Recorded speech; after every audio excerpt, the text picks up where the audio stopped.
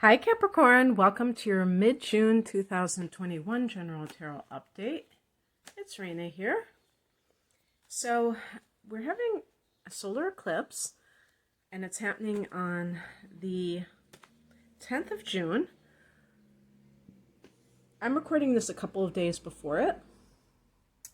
And sorry for the background noise. I have the window open and it's rush hour, so and I don't live like on a busy street, but at this time it's like probably around 5 o'clock, so people are coming and going from where where they've been. But in any case, this is falling in your 6th house of work. I have a separate video of the transits of June for Capricorn, so check that out if you haven't listened to it. I'm not going to get too much into it, but this is a solar eclipse, but also happening during a Mercury retrograde, so there still may be things that you have to sort out. You may have already been kind of like rethinking something about the type of work that you're doing. The 6th house is your service to others, and sometimes that can be up for review because you may feel like you're ready to move on into explore a different field, utilize your talents to a higher degree. So, yeah. By the way, oh my gosh, the first two cards I got were Major Arcana, but the center of the centerpiece there is the Devil card. That was the first one. Here's another Major Arcana card. The central card is the Devil card, and that is your card. So yes. Yes. So the heart of the matter is the Devil card. And yes, so work matters. If this is connected to work matters, the first thing that I think of with Capricorn is what are you holding on to that has the element of the world too much involved with it. So in other words, are you too into the prestige of your job? Are you too into the money that you're making? This can be excessive greed. This can be, I don't know if I should say excessive greed, because greed itself isn't supposed to be a good thing. But this excessive attachment to the amount of money that you make with your job, the lust that comes from, if this is a personal relationship having nothing to do with your work situation, then it can be like the type of person that you're involved with. And, is it really about love, or is it something else? Are you with somebody because they make a lot of money, or because of lust, because you lust after their body? And I can just imagine if some of you are atheists or you don't follow organized religion, you say, oh, you're just moralizing and things like that. And it's like, no, I'm not talking about morality. It has nothing to do with morality. It's, when I say lust, it's really about how does it hurt you? Because if you are in a one-dimensional relationship, it's going to hurt you. It's going to keep you from experiencing a rich type of relationship. When there is that kind of tit-for-tat relationship, maybe the two people are each being gratified and getting something from it, but it's not necessarily feeding their soul. There's going to be an emptiness there because it's only on the surface. And same with the type of work that you're doing. If you're doing work simply for the financial reward, it's not fulfilling your soul. And so you may feel empty but not know why, because you're not connecting it to the fact that what you're doing has to be meaningful for you. And it doesn't have to be like, oh, this dream job. I mean, you could be doing something that is very mundane. I mean, a very simple job, and it will hold more meaning than, I mean, you could be bagging groceries and you have this pure state of consciousness because you're not, you don't feel stressed, or you don't feel like you have to compete with somebody. And so it's putting you in a better frame of mind, and it's more of a, it's more of a fulfilling type of work than doing some kind of work that's like considered more of a profession. But that it kind of like you're selling your soul, you know, that's the devil too. It's like, are you selling your soul, either in a personal relationship or in the professional sense? In the past position, we have the Magician card. So this is what I'm talking about also with the Mercury retrograde, is that for some Capricorns, you may be realizing your place in all of this. Like, in other words, not just going along with the program and just assuming that this is par for the course, this is how life works, this is my fate, but feeling like, hey, you know, I do have some ability to change the course of my life if I so choose. And if I don't choose to do so, then that's also a choice. It's always a choice, you know, whether I do one thing or the other. And I can't just use someone or something else as an excuse. I have to take responsibility for my choices in life. And you may have done this for different reasons. I mean, even going to therapy can be helpful for some people to really start to be more mindful of the things that they're doing. But also, I really see the Magician as connected to the law of attraction and other kinds of spiritual development that really emphasizes self-empowerment. You know, that's kind of like when I'm doing a tarot reading, when I'm doing an astrological reading, whether it's for YouTube or whether it's a personal reading, I always try to stress self-empowerment, because if we just think that it's all written in the stars and we're just victims of fate, or, you know, fate is always in control, then what is the purpose? There has to be some kind of ability that we have to change the course of our lives, the direction of our lives, if we don't like what we're doing. There has to be something there. I'm not saying we control everything. Don't get me wrong on that. But there has to be a reason, because there's a reason why we're here. We're working things out. We're expanding. You know, in other words, we're growing. And in order to grow, we have to step into our power. Capricorns are really good about stepping into their power when it comes to professional matters. But it can be the personal relationships where this is a little bit more tricky.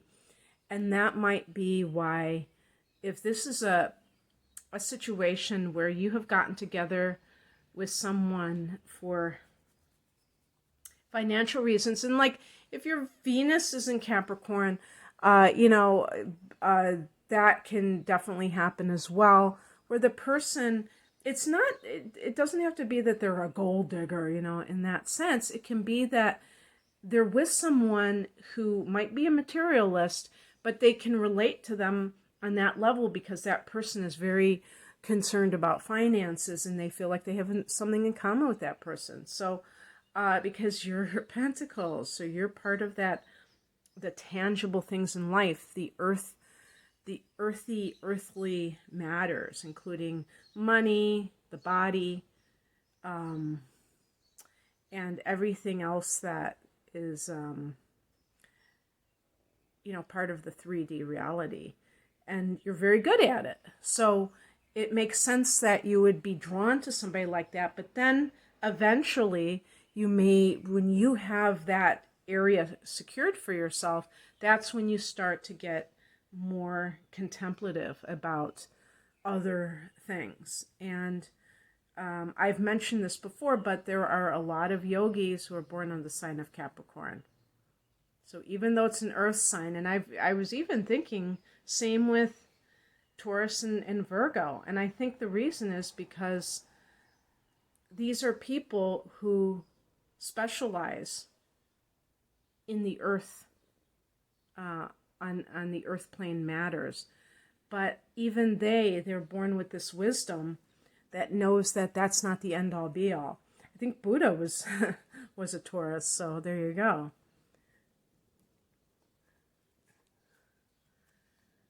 The higher message is the Nine of Cups. This is a card of wish fulfillment.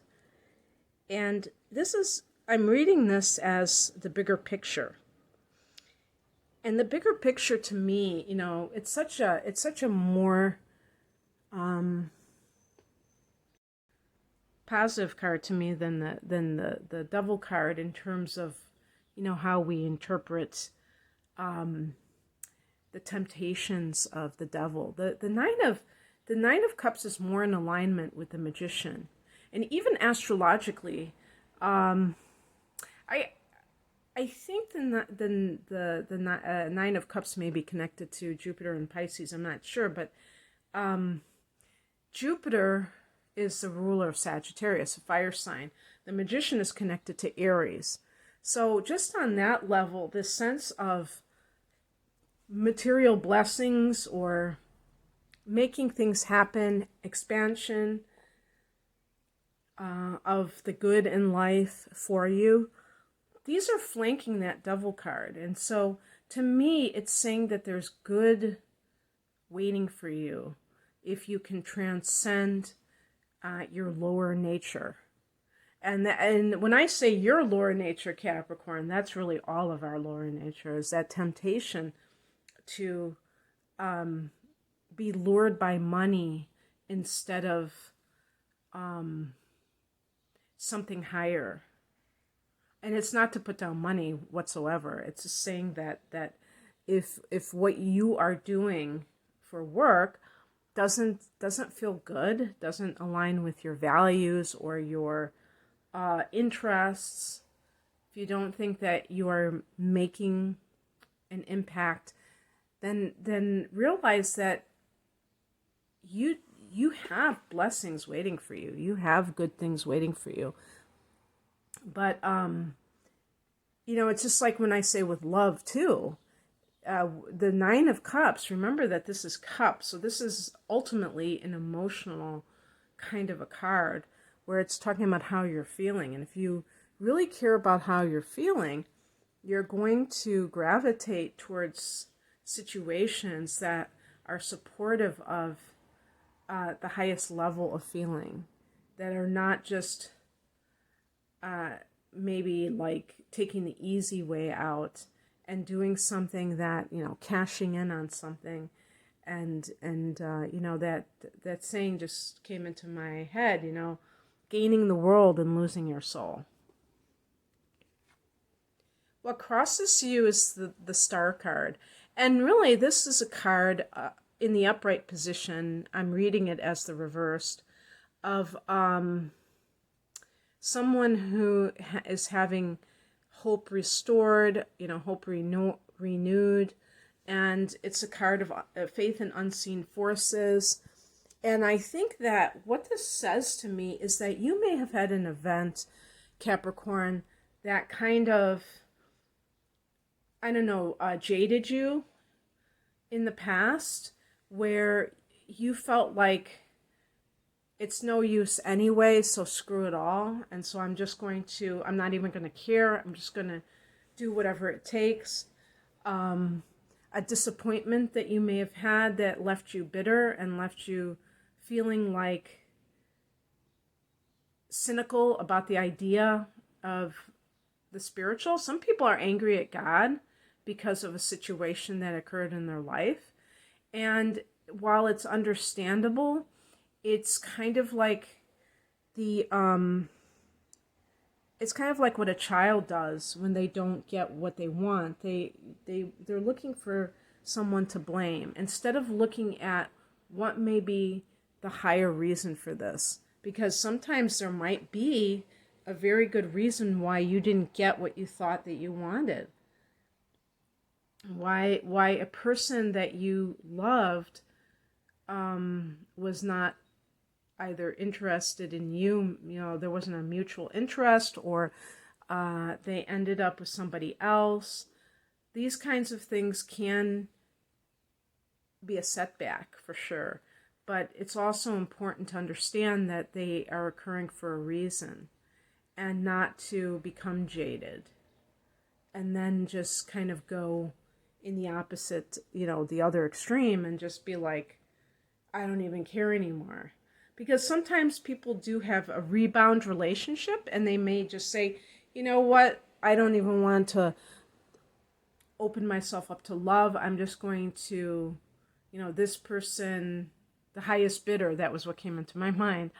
I'm going to go with the highest bidder.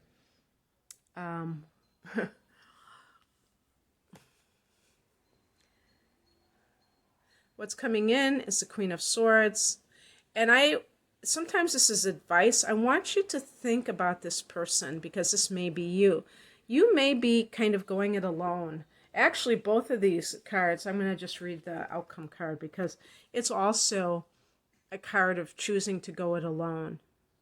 Now, the difference between these two cards is, I think of the Queen of Swords as someone who is really trying to not allow their emotions to get the best of them, because they feel maybe this vulnerability. They feel like they've been exploited. They've been, not treated right.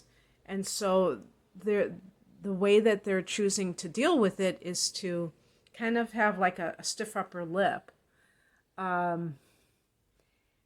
This is a card you have to watch out for, to make sure that you're not losing your emotions. Because both of these cards are swords, and they can indicate that the person is in their head. Seven of Swords can be about strategizing. Maybe you're planning like what you're going to do. I'm going to cut these cards. I'm going to pick one card. Very interesting. The pot at the end of the rainbow, the Ten of Cups. This is a card of family joy. It's a card of marriage. That's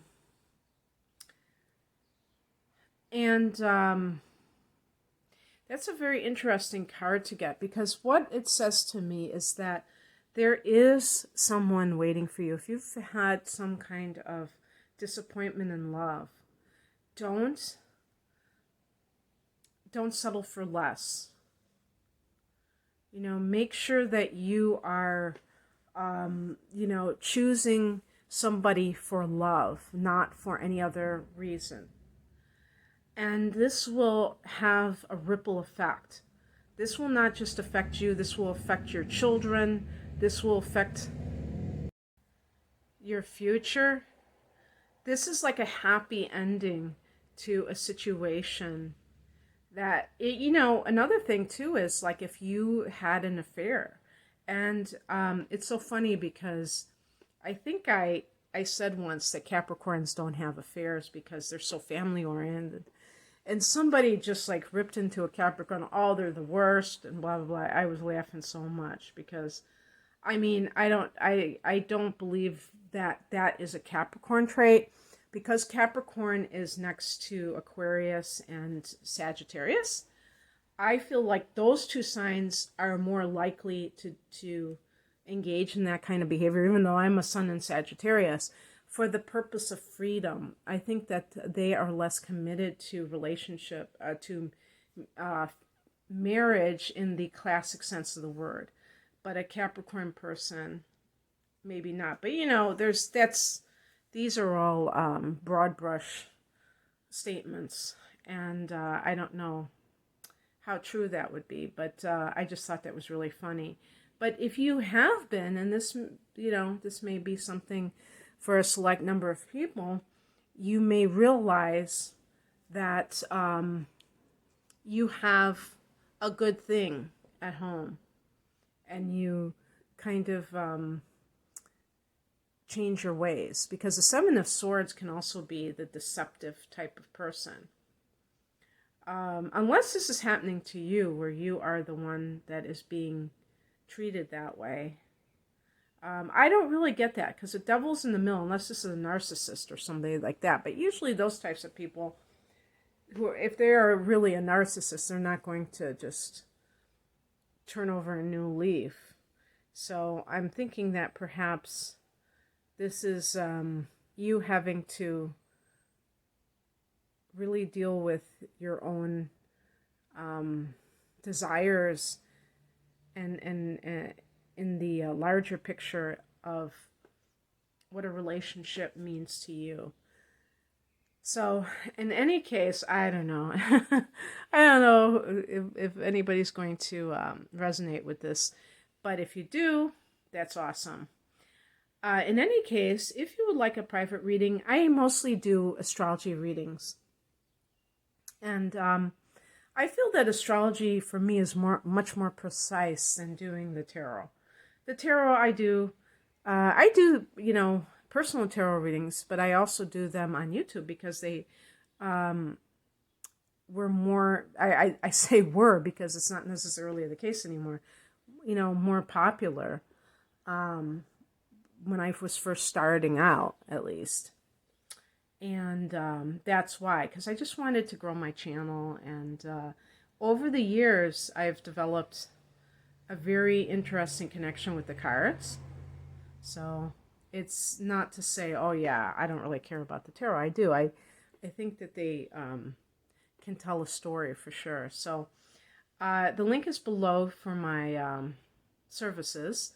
Thank you for watching. I hope that this eclipse brings some clarity to your life. Take care.